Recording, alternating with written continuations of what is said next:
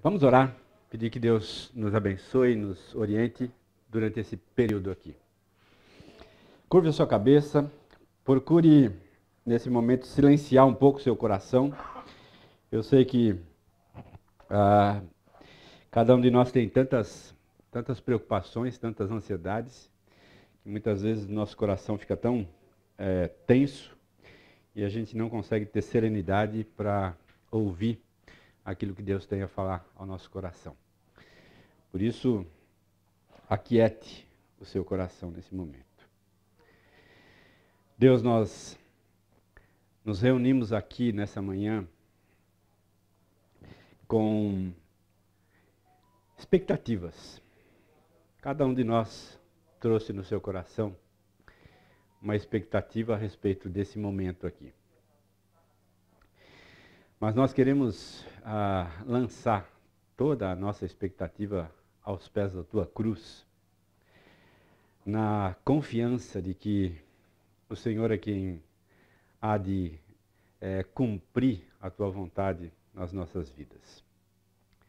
Te louvamos pela oportunidade que o Senhor nos dá. Te louvamos pela possibilidade de repartir princípios, valores, argumentos que podem nos ajudar a ter uma vida mais semelhante à vida do Senhor e à expectativa do Senhor para cada um de nós. Por isso, nessa hora, nós entregamos o nosso coração nas tuas mãos, a nossa mente, pedindo que o Senhor nos instrua, que teu Espírito tenha liberdade para ministrar em nossas vidas tudo aquilo que se faz necessário para que possamos ser verdadeiros representantes do Senhor no que diz respeito a manter uma comunicação com as pessoas que seja pautada na paz. Ajuda-nos. Precisamos do teu direcionamento, da tua orientação.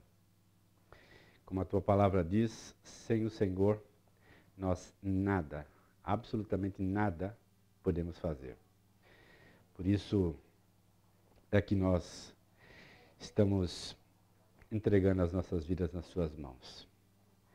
Oramos também por cada pessoa que aqui está, pedindo que o Senhor abençoe, que o Senhor silencie as vozes do coração, de modo que possamos ouvir apenas uma única voz, que seja a sua, de mais ninguém. Em nome de Jesus. Amém, Senhor. Amém. Muito bem, queridos. Nosso segundo encontro desse tema, comunicação não violenta, uma hermenêutica, uma interpretação da vida, das coisas, pautada na paz e naquilo que é desejo do Senhor. Olha essa foto. Lá em cima tem uma frase desse livro aqui, eu quero até recomendar para você, Sociedade Sem Pecado, de John MacArthur.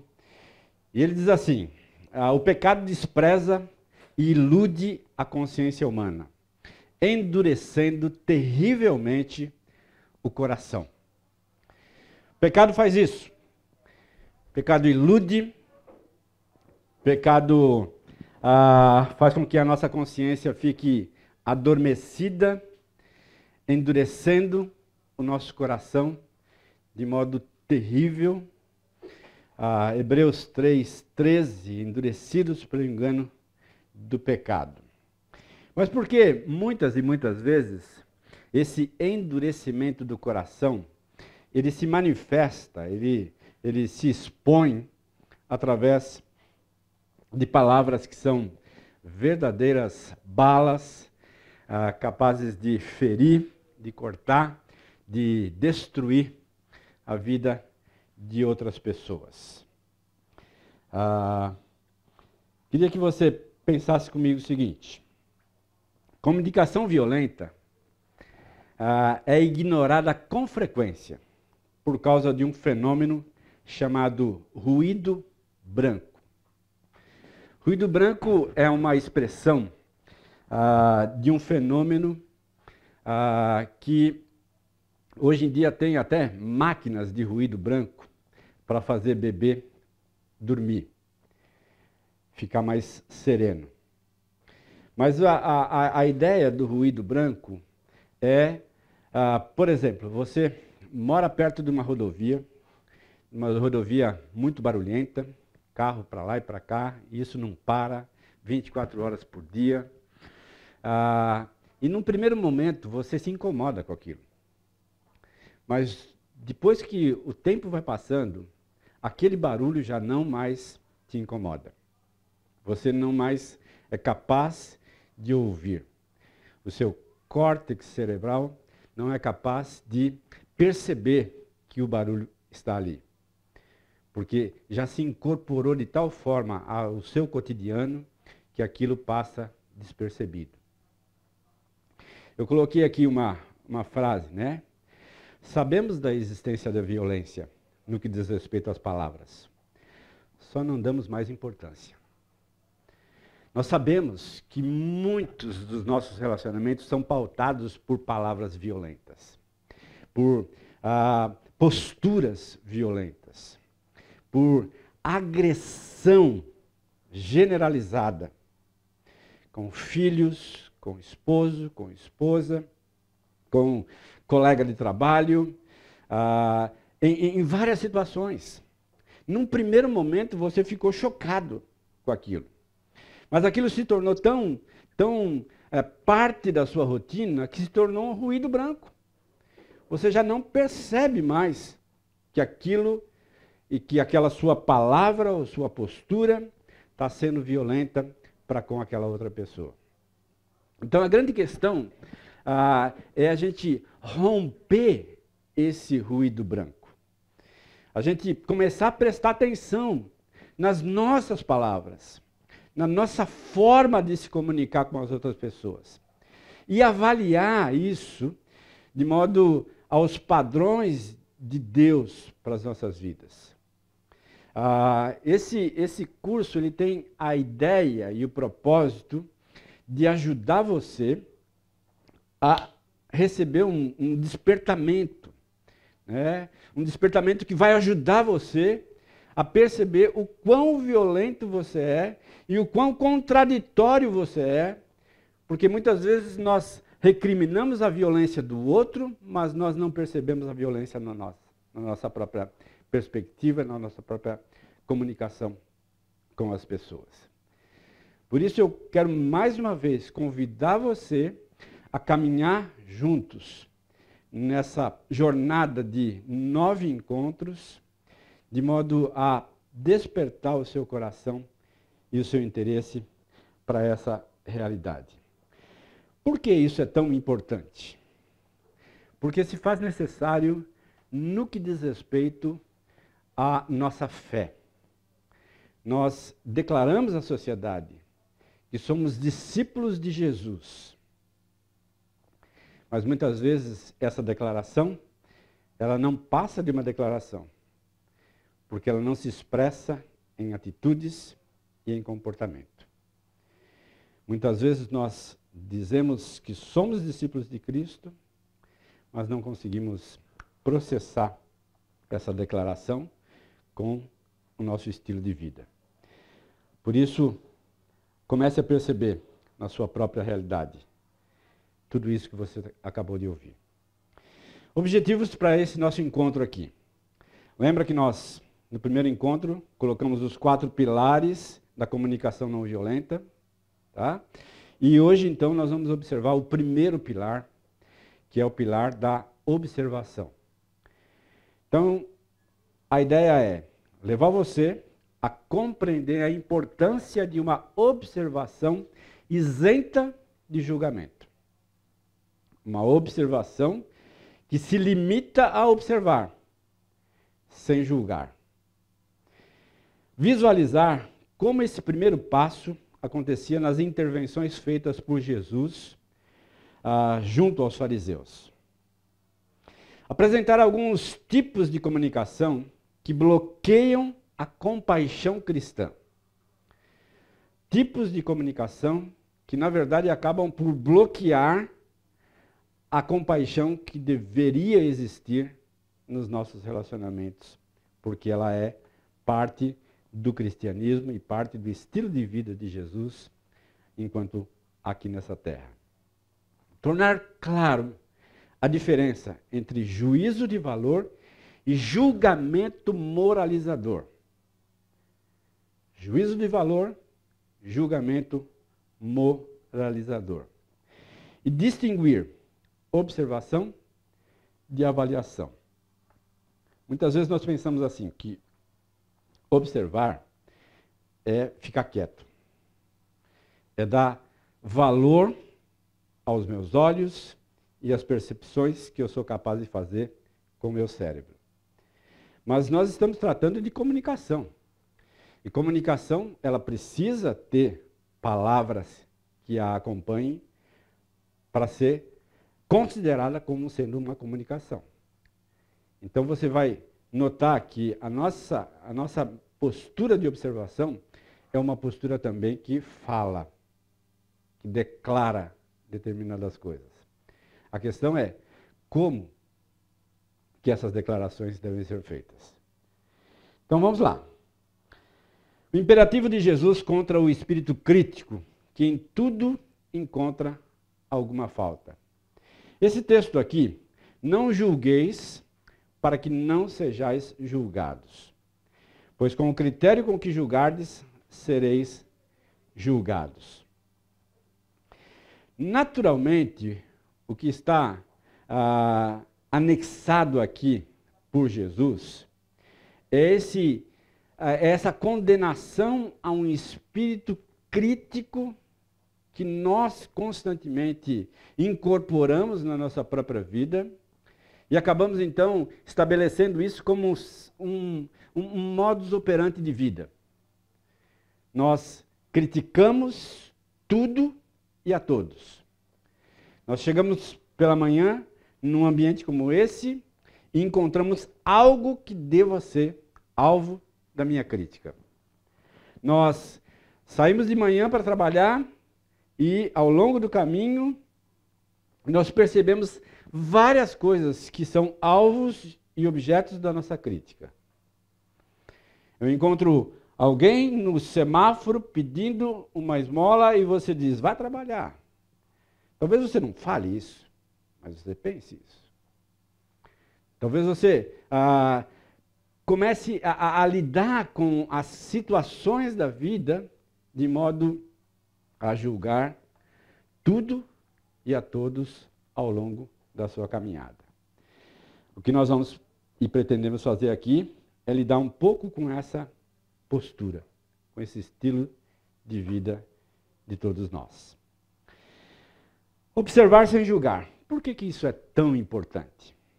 Por que é tão necessário, importante a gente perceber isso? Em primeiro lugar, por ser uma ordem expressa de Jesus. Jesus, quando ele diz, não julgueis para que você não seja julgado com o mesmo critério, ele está naturalmente levantando a questão do critério. Porque o meu critério de julgamento, ele é equivocado. O único critério de julgamento que não se equivoca é o do próprio Jesus. Mas o meu, ele está recheado de pecado, recheado de egoísmo, recheado de más intenções do meu próprio coração. Então a questão é um direcionamento, é um imperativo de Jesus. Por isso se faz tão necessário e tão importante na minha e na sua vida. Segundo, para focalizar os fatos que estão presentes na situação com toda a clareza. Há uma tendência nossa de se precipitar à observação dos fatos. Nós simplesmente somos muito rápidos em pronunciar palavras e muito lentos em observar o todo das questões. Nós muitas vezes, num litígio, nós tomamos um partido sem entender o outro lado, sem perceber que ambos os lados eles precisam ser avaliados e observados, porque ambos os lados têm situações às quais são relevantes. Mas nós, muitas vezes, não paramos para pensar, não paramos para observar e já emitimos o nosso ponto de vista com relação àquela situação. Lembrando que ponto de vista é a vista de um ponto, de um único ponto, não do todo. Terceiro, para que esse movimento não crie nenhum obstáculo à comunicação que temos a fazer. Porque você vai perceber que quando você não lida bem com essa questão da observação, e você se antecipa e fala algo, você, na verdade, acaba por bloquear tudo aquilo que você pretendia falar a outra pessoa. Porque ela simplesmente fecha a porta para você e você não consegue mais ter acesso ao coração dela. Porque você mesmo é que criou esse obstáculo, criou essa barreira. E por fim, para não estabelecer uma comunicação, uma combinação explosiva entre observação somada à avaliação, que levaria as pessoas a receberem isso como uma crítica. Como uma crítica. E isso é muito comum nas nossas comunicações.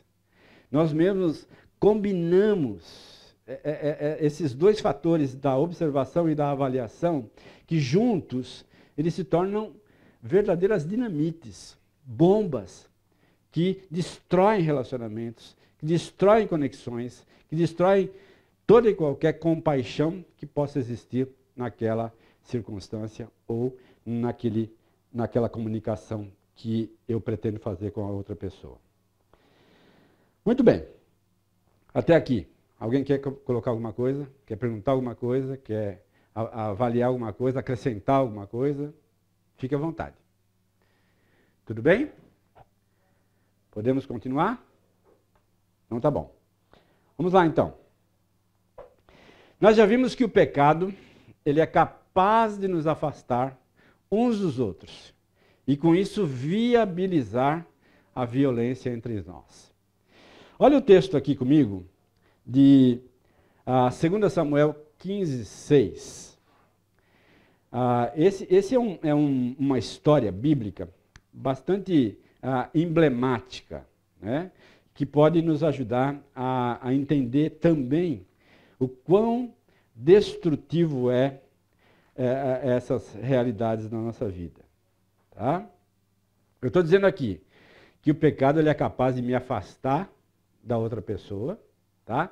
E viabilizar, ou seja, dar uma estrada aberta, liberada, sem obstáculos, sem pedágios, para que a violência se expresse. Tá? Olha a situação aqui de Davi e o filho Absalão. Né? Começa a situação lá no verso de número 13, com o incesto de Amnon, e o quanto isso foi dolorido para Absalão, e o quanto ele esperava que o rei Davi fizesse alguma coisa, e o rei Davi simplesmente não fez nada, né? Não interviu na situação, e ele então decide intervir, acaba assassinando o seu irmão, e num segundo momento, ainda para agredir o seu pai, ele começa então a fazer um levante junto ao povo para se estabelecer como rei e em contrapartida ao seu pai Davi. E o texto diz assim: desta maneira fazia Absalão a todo Israel que vinha ao rei para juízo, e assim ele furtava o coração dos homens de Israel. Absalão aqui tem uma atitude extremamente violenta para com seu pai. E não apenas violenta, mas programada, combinada, estabelecida no seu próprio coração para levantar um outro reino que ia se contrapor ao reino do seu pai. E ele começa então a minar o coração do povo, para que o povo então o considerasse como rei. E é o que acaba acontecendo e a história a gente conhece. Duas pessoas, um pai, um filho. Uma situação não resolvida gerou uma violência na nação. E essa violência nacional trouxe consequências. A história se repete. Nós podemos ver isso também nos nossos dias acontecendo. Talvez de maneira mais focada, focalizada, mas com os mesmos elementos por trás daquela situação. Então nós vamos procurar identificar algumas formas específicas de linguagem que contribuem para o nosso comportamento violento em relação aos outros e a nós mesmos. Então, a comunicação que bloqueia a compaixão. O livro, o Marshall, ele dá um título a isso, né? Que é comunicação alienante da vida.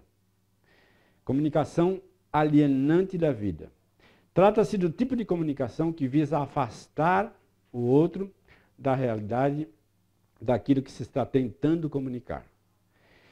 Ao invés de aproximar, eu acabo alienando, afastando o outro de mim. Vamos ver então alguns tipos. Primeiro deles, julgamentos moralizadores. Subentende uma natureza errada ou maligna nas pessoas que não agem em consonância com os nossos valores. Então, há um entendimento anterior aqui. Tá? Eu subentendo, tá? Que aquele indivíduo ele tem uma raiz maligna, uma natureza maligna, errada, tá? E que está fazendo com que ele haja daquela forma. Surgem frases como: o teu problema é ser egoísta demais. Ela é preguiçosa. Eles são preconceituosos. Quando eu imito essas palavras, né, eu estou fazendo um julgamento moralizador. O Senhor Jesus ele foi vítima disso constantemente. Olha aqui de João 7:12. João, Evangelho de João, capítulo 7, versículo de número 12. João 7:12 diz assim: havia grande murmuração a seu respeito, a respeito de Jesus, entre as multidões. Uns diziam, ele é bom, e outros, não, antes engana o povo. Então, julgamento moralizador, eu e você estamos passivos de receber das pessoas. As pessoas vão muitas vezes olhar para mim e para você e vão dizer assim: esse crente aí, né? Esse crentinho aí, né? Vai na igreja dominicalmente, mas faz isso, faz aquilo. São julgamentos moralizadores contra a nossa pessoa, mas nós também muitas vezes fazemos isso com as outras pessoas. João 7:20, olha o que disseram de Jesus aí. Respondeu a multidão: tens demônio. Tens demônio. Ou seja, você está endemoniado. Né? E muitas vezes, alguns acessos de raiva que nós expressamos contra as pessoas fazem com que as pessoas olhem para nós e digam exatamente isso. Você está endemoniado. Essa é uma realidade.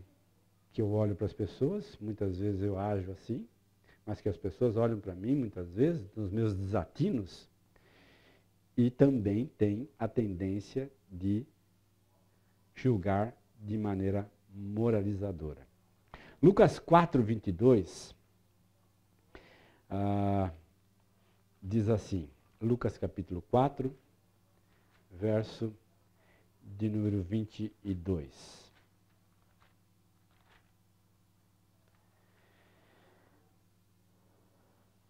Todos lhe davam testemunho e se maravilhavam das palavras de graça que lhe saíam dos lábios. E perguntavam, não é este o filho de José? Interessante que o texto diz que eles ficavam maravilhados, isso é bom, né? É uma declaração benéfica, salutar. E aí, logo em seguida, eles trazem uma dúvida. Mas não é esse aquele filho de José? Ou seja, ele é filho de um carpinteiro. Tem alguma coisa errada. Tem uma conexão que não está correta aqui. Como é que ele consegue falar palavras tão profundas e ao mesmo tempo vir de uma origem tão estranha àquilo que ele está fazendo? Julgamento moralizador. Tá? Ainda em julgamento moralizador, quando empregamos essa linguagem, julgamos os outros e seu comportamento, enquanto nos preocupamos com o que é bom, mal, normal, anormal, responsável, irresponsável, inteligente, ignorante.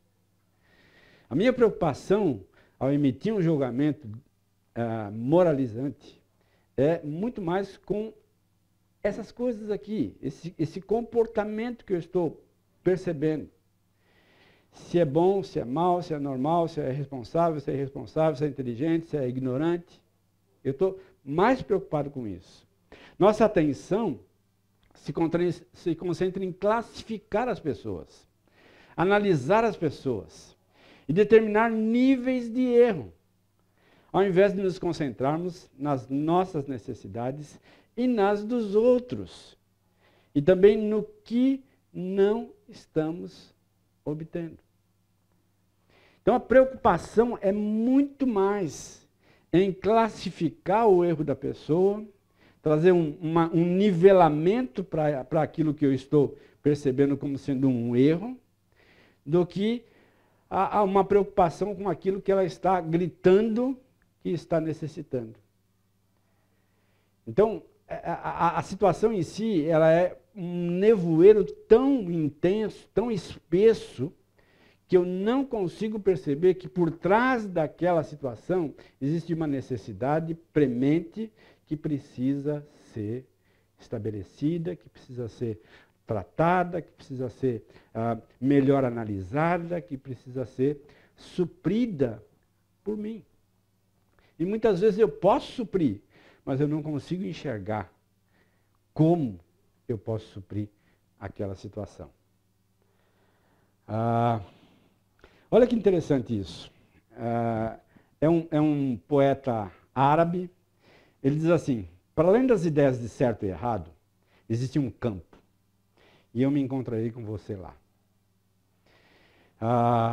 Em qualquer litígio, tem eu e a outra pessoa. Eu e a outra pessoa estamos em lados opostos. Mas o que ele está dizendo aqui é que, embora os lados são opostos, existe um campo aqui em que eu posso me encontrar com você. Que eu posso estabelecer uma comunicação, uma conexão com você. Mas para isso eu preciso lidar melhor e observar melhor aquilo que está se passando. Porque a nossa tendência natural É eu ficar lá no meu posicionamento e a outra pessoa ficar no posicionamento dela e a gente não entrar em acordo. A gente não consegue estabelecer paz. Porque eu não arredo 1 milímetro do meu ponto de vista. Porque, lembra, o meu ponto de vista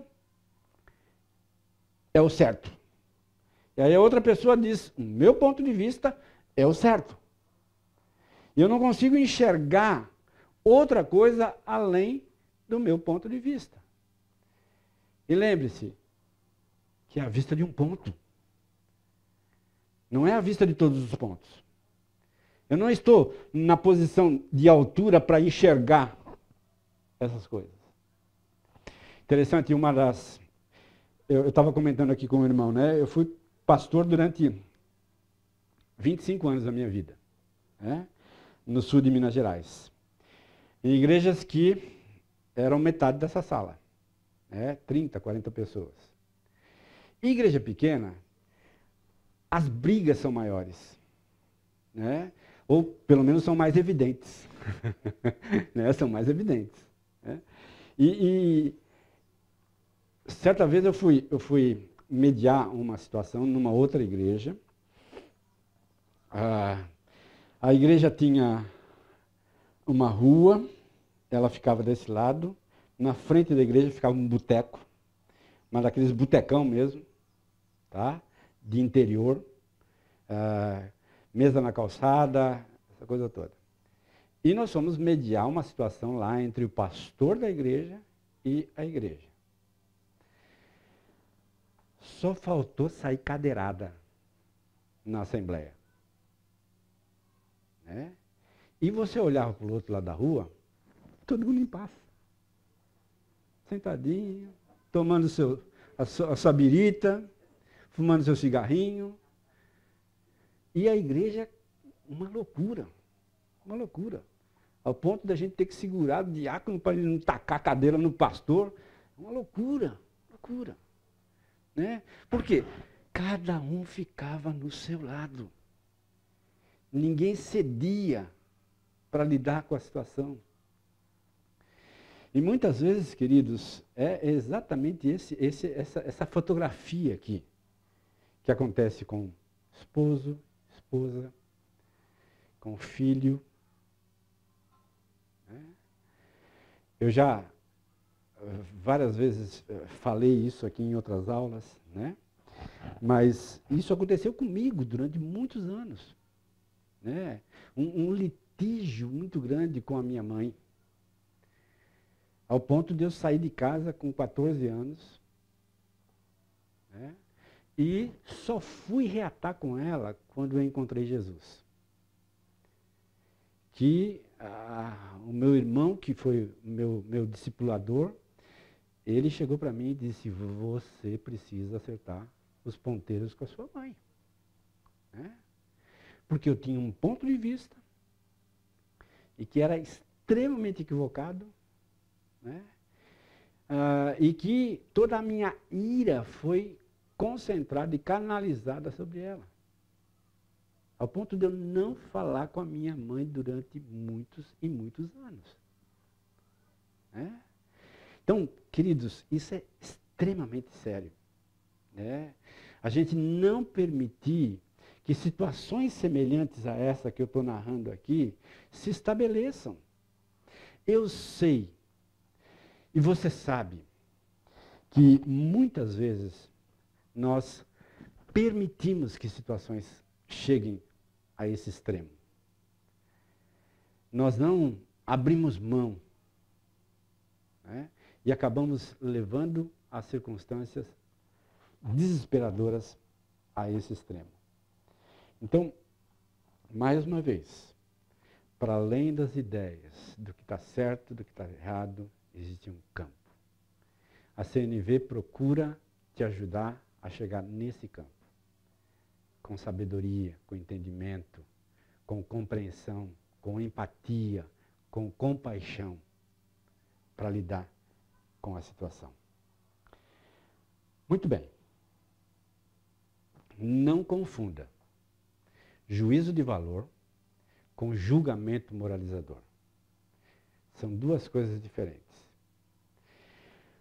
Todos, absolutamente todos nós fazemos juízo de valor sobre as qualidades que admiramos na vida. Por exemplo, podemos valorizar a honestidade, a liberdade, a paz. Os juízos de valor refletem o que acreditamos ser melhor para a vida. Isso não está errado. Não está necessariamente errado. É uma realidade que eu faço, você faz, e nós devemos fazer. Agora, o que nós estamos falando aqui é diferente.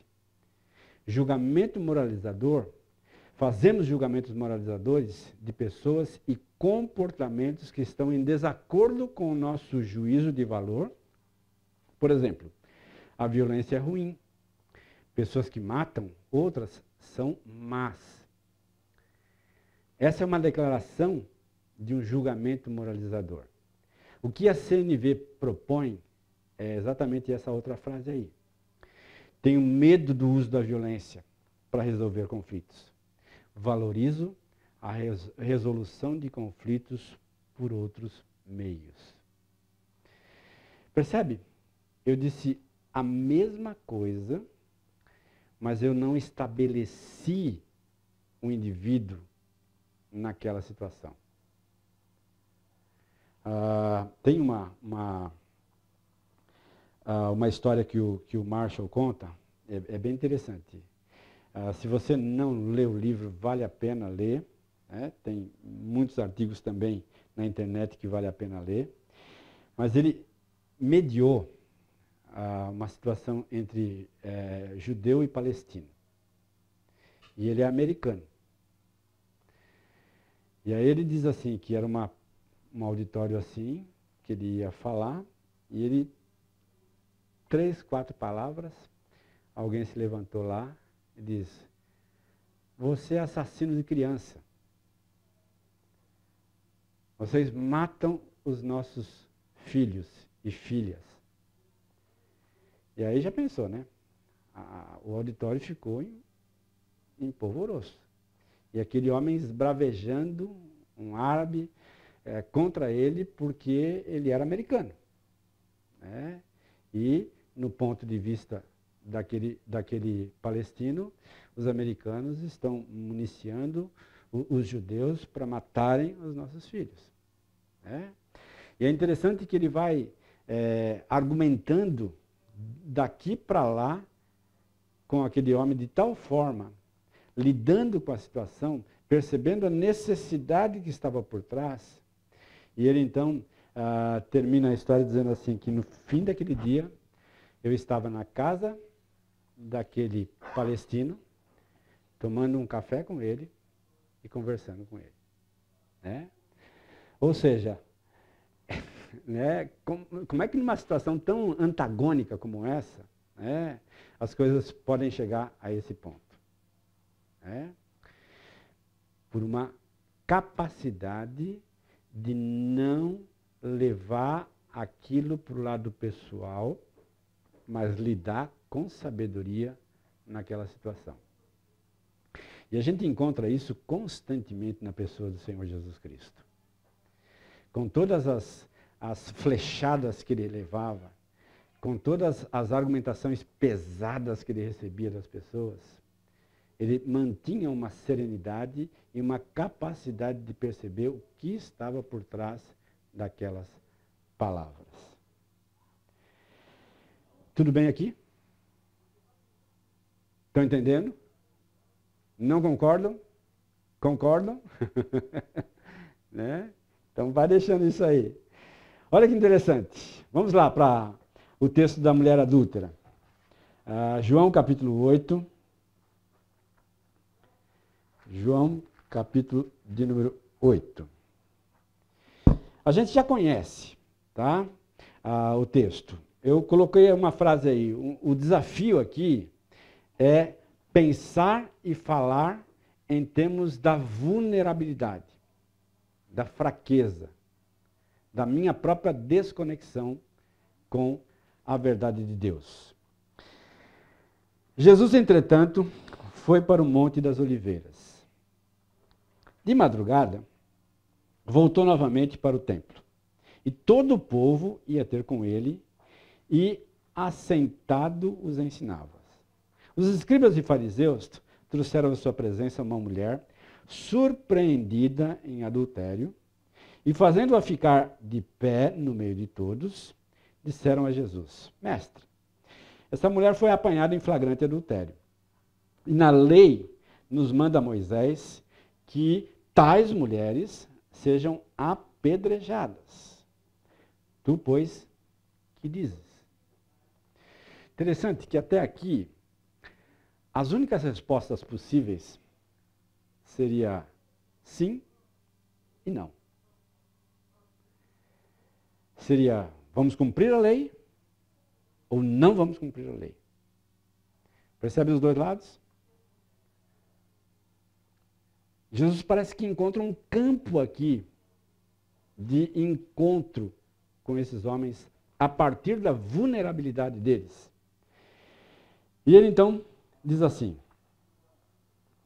o texto diz, né? Isso diziam, tentando para terem do que o acusar. Mas Jesus, inclinando-se, escrevia na terra com o dedo. Como insistissem na pergunta, Jesus se levantou e lhes disse: aquele dentre vós que estiver sem pecado, seja o primeiro que lhe atire pedra. Então Jesus foge dos extremos, do sim ou do não, e coloca uma palavra que calou fundo no coração daqueles homens, que trouxe a vulnerabilidade deles à tona, e que mostrou para eles a inadequação de cada um deles para se posicionar diante da circunstância. Ao fazer isso, ele trouxe à tona exatamente essa fraqueza, essa falta de compreensão total daqueles homens. E aí então o texto diz assim, e tornando a inclinar-se, continuou a escrever no chão. Mas ouvindo eles essa resposta, e acusados por quem? Quem acusou aqui? A própria consciência. Queridos, não existe argumentação mais pesada do que minha própria consciência. E percebe aqui que a consciência aqui, ela se tornou réu da situação em virtude dos valores de cada um deles. Dos juízos de valores de cada um deles. Eles entendiam que pela lei, aquela mulher deveria ser punida. Mas eles entendiam também que pela lei, eles mesmos deveriam ser punidos. Percebe? Esse entendimento claro que aquelas pessoas tiveram diante da situação, Jesus então consegue ultrapassar a argumentação e chegar ao cerne da situação. As necessidades prementes do coração daqueles homens, que era chegarem à conclusão de que eles também eram igualmente pecadores como aquela mulher. E eles não tinham a mínima capacidade, a mínima possibilidade, a mínima condição de apanhar uma pedra e atirar contra ela, porque ao fazer isso, eles mesmos estariam se condenando. E o texto, então, diz assim,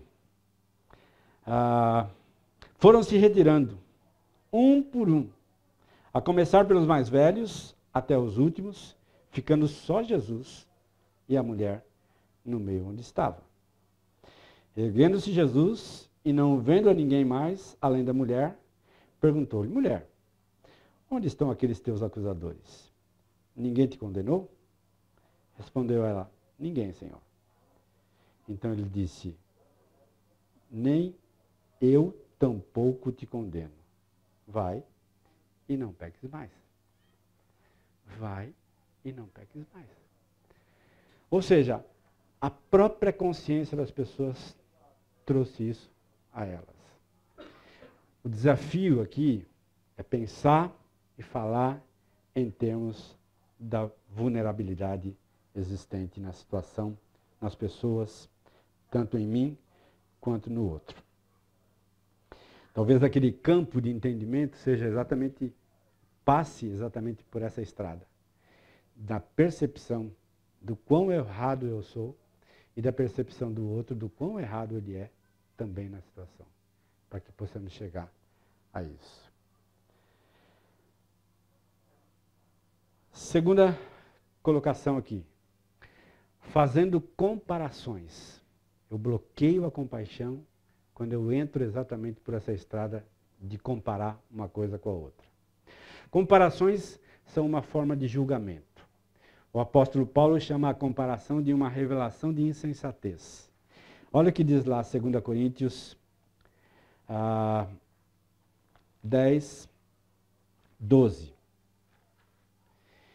Esse é um texto que vocês precisam tê-lo em suas mentes e em seus corações, porque vai ajudar você a bloquear essa tendência humana de comparar. O apóstolo Paulo pôs assim: porque não ousamos classificar-nos ou comparar-nos com alguns que se louvam a si mesmos, mas eles, medindo-se consigo mesmos e comparando-se consigo mesmos, revelam o quê? Insensatez.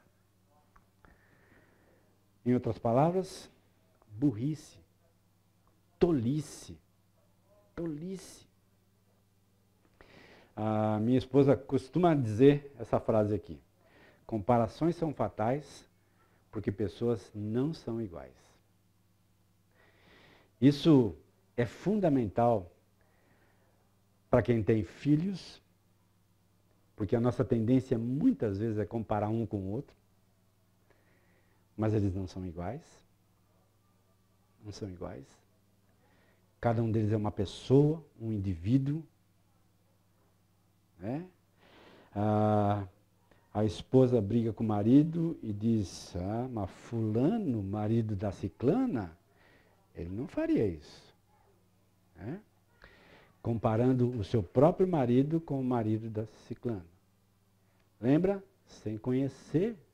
Sem conhecer. Porque o que a gente conhece? Um ponto de vista só.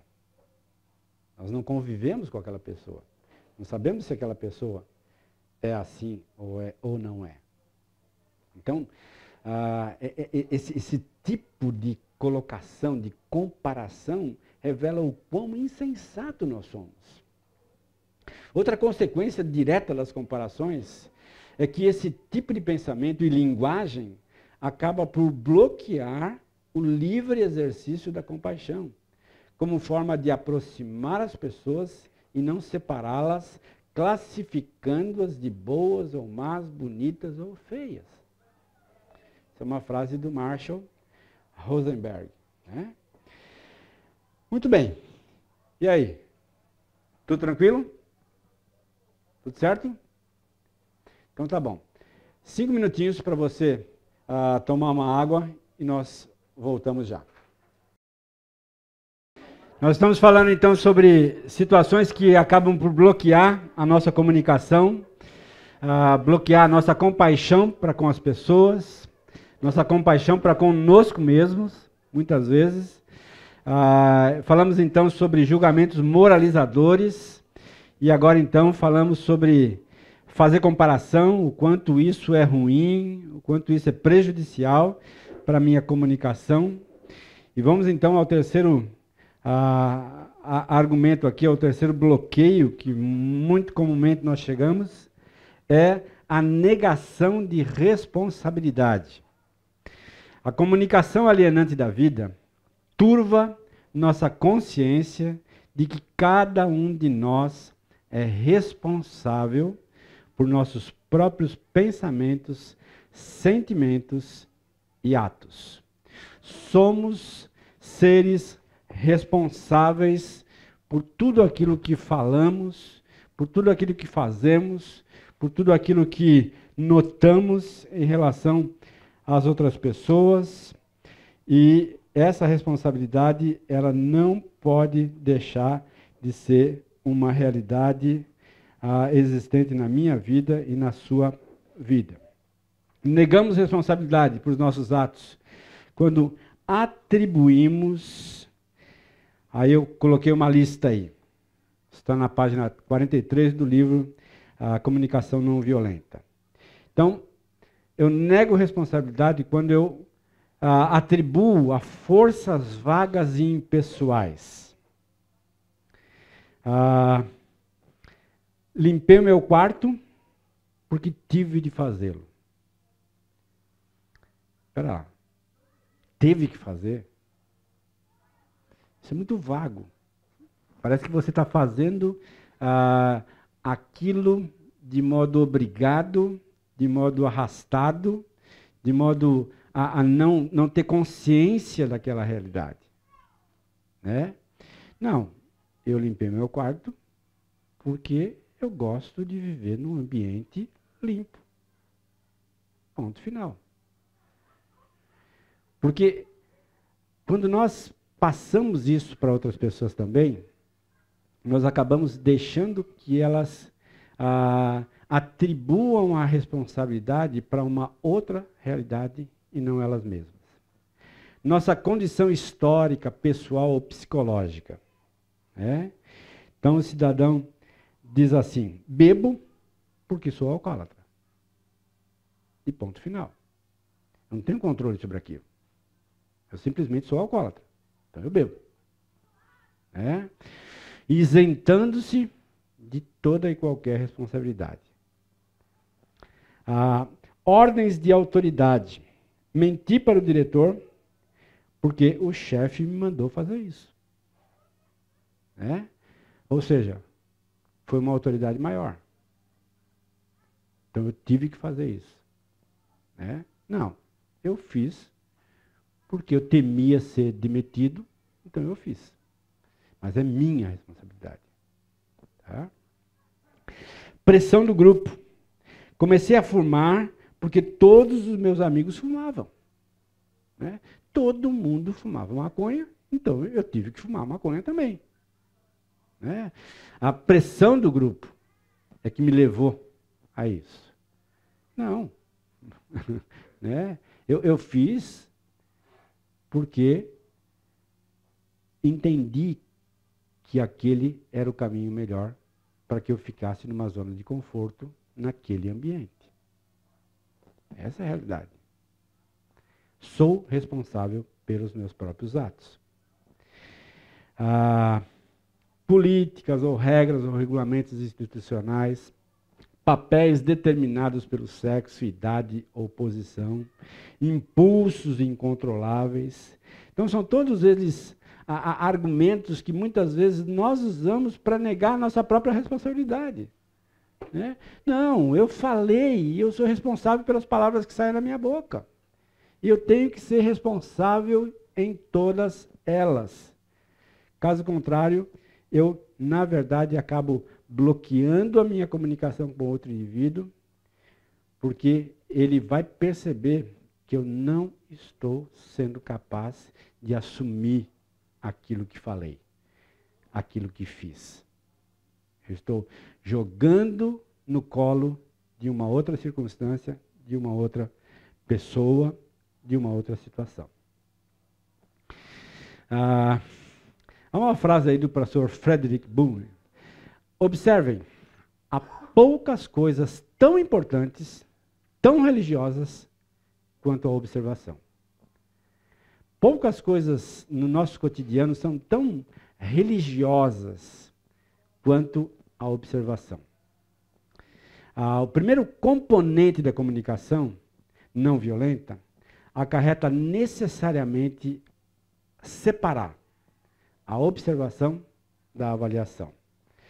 Precisamos observar claramente, sem acrescentar nenhuma avaliação, ao que vemos, ouvimos ou tocamos, que afeta a nossa sensação de bem-estar. Observação necessária. Vamos lá, então, a uma comparação muito salutar aqui. Avaliação de um lado, observação do outro. Quando eu uso o verbo ser, sem se responsabilizar pela avaliação. Você é generoso demais. Ao passo que a observação, quando vejo você dar para os outros todo o dinheiro do almoço, acho que está sendo generoso demais. Então, quando eu apenas me limito a dizer, você é generoso demais, eu estou fazendo uma avaliação. Eu estou dizendo, você é assim. Mas quando eu especifico, quando eu observo, quando eu vejo que você fez isso com o seu dinheiro do almoço, eu acho que você está sendo generoso demais.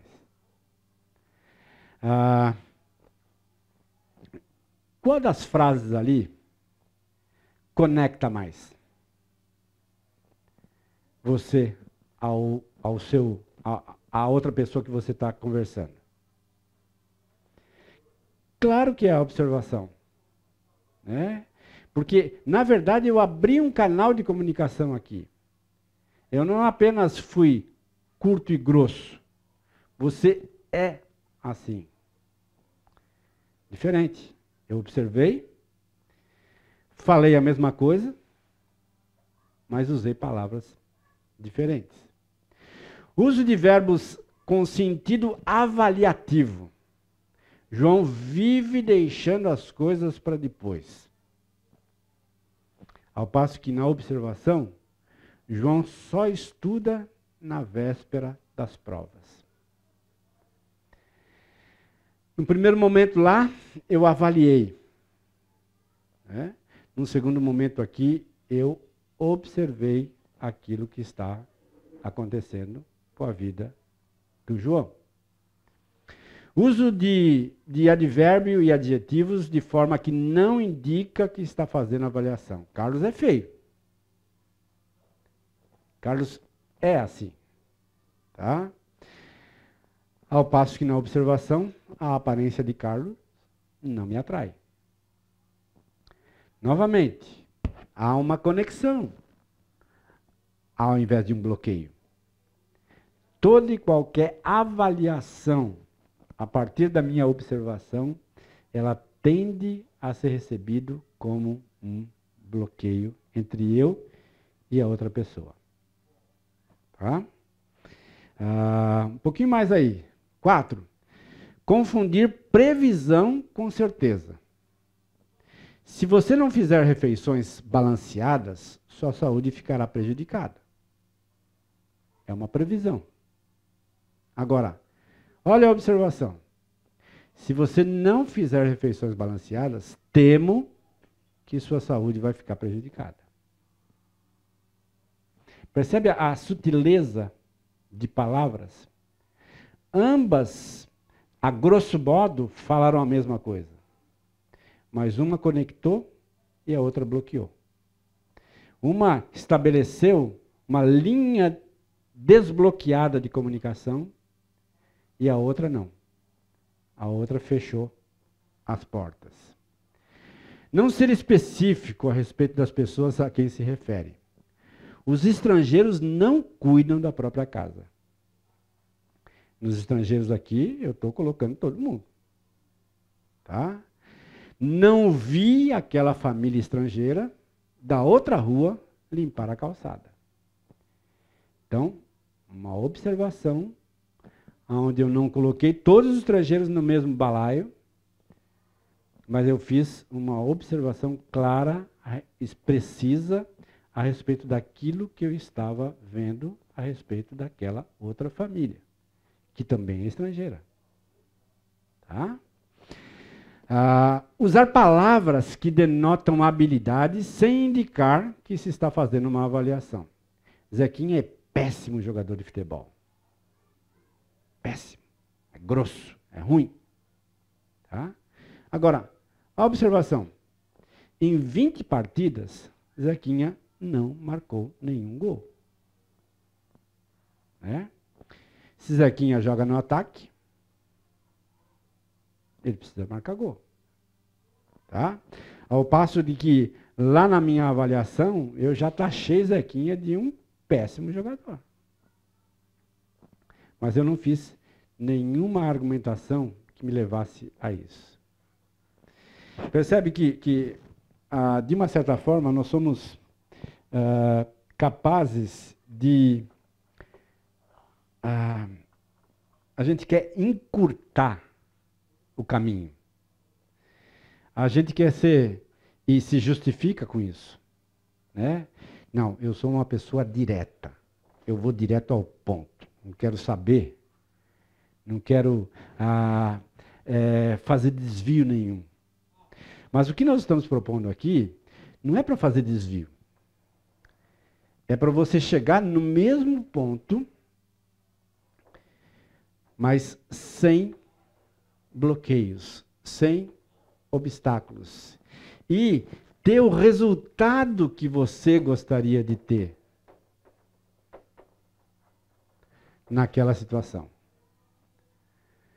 Porque muitas vezes você vai para conversar com uma pessoa na expectativa de que haja um determinado resultado, mas a forma que você se dirige a ela já bloqueou de tal forma que você não consegue aquele resultado que você esperava. Porque, na verdade, a sua forma de comunicar bloqueou e não abriu espaço. Porque, novamente, talvez haja julgamento moralizador, talvez haja comparações, avaliações, classificações. E aí, na verdade, nós bloqueamos. Não abrimos espaço para chegar ao coração da pessoa. E lembra o seguinte, que nós como evangélicos, cristãos, nós temos a consciência de que todos os males do ser humano estão aonde? No seu coração. E eu quero atingir o quê? Coração. Há alguns anos atrás, na minha coinonia, nós trabalhamos aquele livro Pastoreando o Coração da Criança.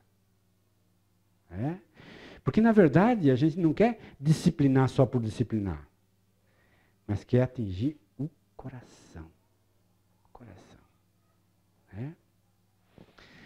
Meu filho vai se casar agora, 6 de novembro.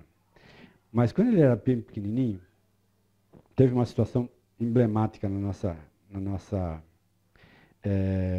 caminhada.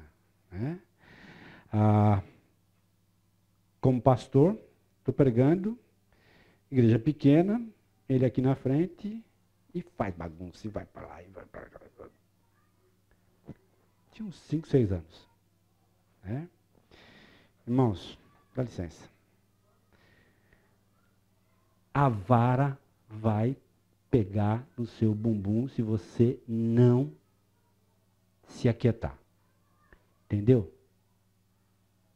Calado. Voltei, continuei pregando, não parou. Bom, acabou o culto, fomos para casa, tinha os 2 filhos, ele com 6 e a menininha com 5. Quem tem filhos nessa idade sabe a correria que é.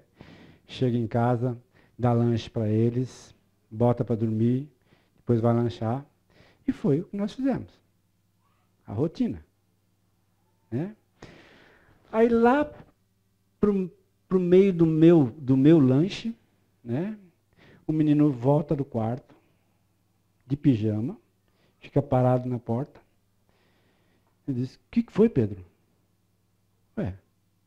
Lá na igreja o senhor falou que a vara ia cantar e não cantou nada? É mesmo. Fui lá e vara nele. Agora, o que se estabeleceu ali?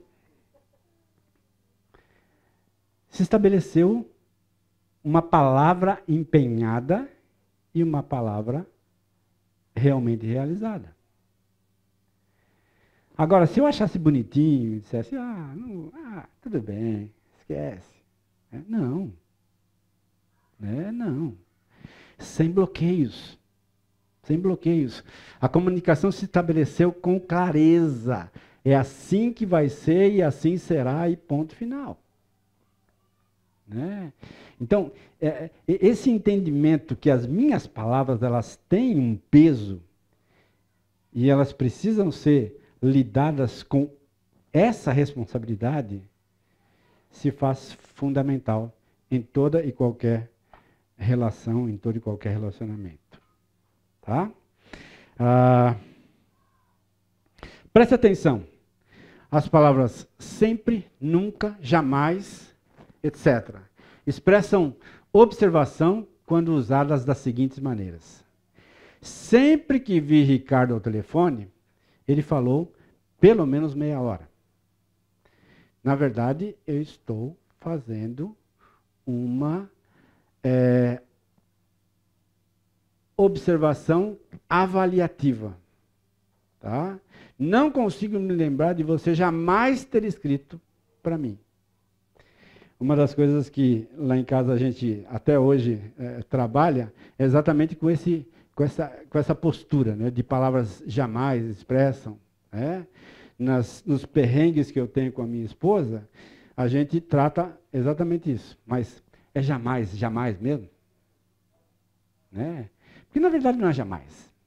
Mas você, na hora da briga, na hora da discussão, você acaba colocando essa carta na mesa. Né? E aí você começa a recordar e percebe que não é jamais assim. Né? É um jamais menusinho. Né? Jamais menos, né, do que mais. Tá? Exagero de linguagem. Associação, avaliações, as observações. Você está sempre ocupado. Sempre mesmo? Ou muitas vezes eu me faço de ocupado para não agir. Ela nunca está quando precisamos dela. Será que ela nunca está mesmo? É um exagero de linguagem. Tá? Quando essas palavras são usadas como exagero de linguagem, é comum provocarem a não compaixão e a reações defensivas. Constantemente isso é uma conexão explosiva. A pessoa que se coloca na defensiva. Ela se coloca na defensiva e a tendência dela é agredir, é atacar a outra pessoa, para defender o seu ponto de vista, defender o seu território. Palavras como frequentemente, raramente, também podem contribuir para confundir a observação com a avaliação. Avaliações. Você raramente faz o que eu quero. Observações. Nas últimas 3 vezes em que comecei alguma atividade, você disse que não queria fazê-la. Então eu estou fazendo uma observação precisa, clara, que se estabelece no tempo e no espaço. Tá? Ele aparece aqui com frequência.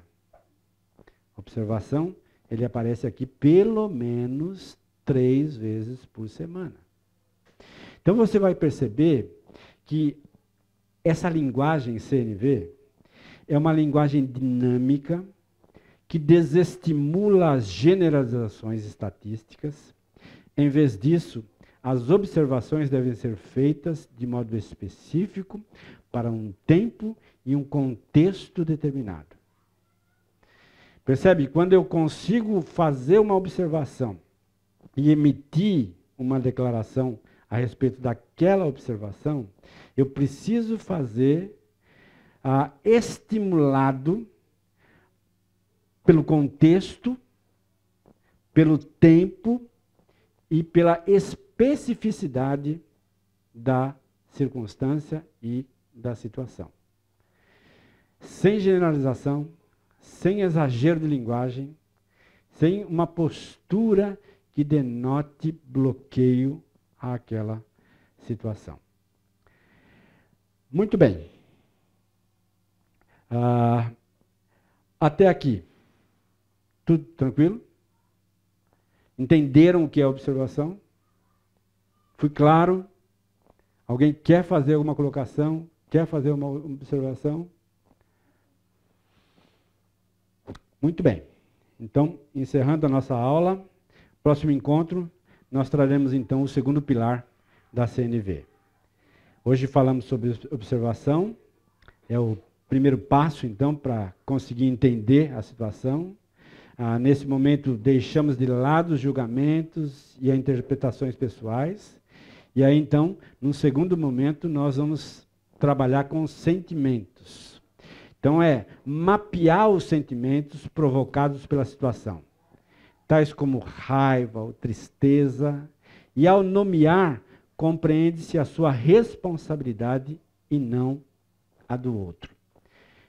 Nós trabalharemos então, próxima semana, com essa realidade. Tá bom? Vamos orar. Obrigado pela sua presença. Te louvamos, Deus, mais uma vez. E reconhecemos a bondade, a misericórdia e a graça do Senhor sobre as nossas vidas. Continua nos ajudando a perceber ao longo dessa semana o quão a nossa observação precisa passar por esses pontos todos. Nos ajuda, Deus, a não comparar uma situação com outra, uma pessoa com outra. Ajuda-nos, ó Deus, a nos responsabilizarmos pelas palavras que saem dos nossos lábios. E ajuda-nos, ó Deus, a não emitirmos julgamentos moralizadores, que na verdade acabam destruindo, classificando as pessoas e bloqueando a nossa própria comunicação com elas. Fica conosco, nos abençoe. Ajuda-nos nesse domingo para que possamos ter um domingo de paz em nossos lares. Oramos assim, em nome de Jesus. Amém.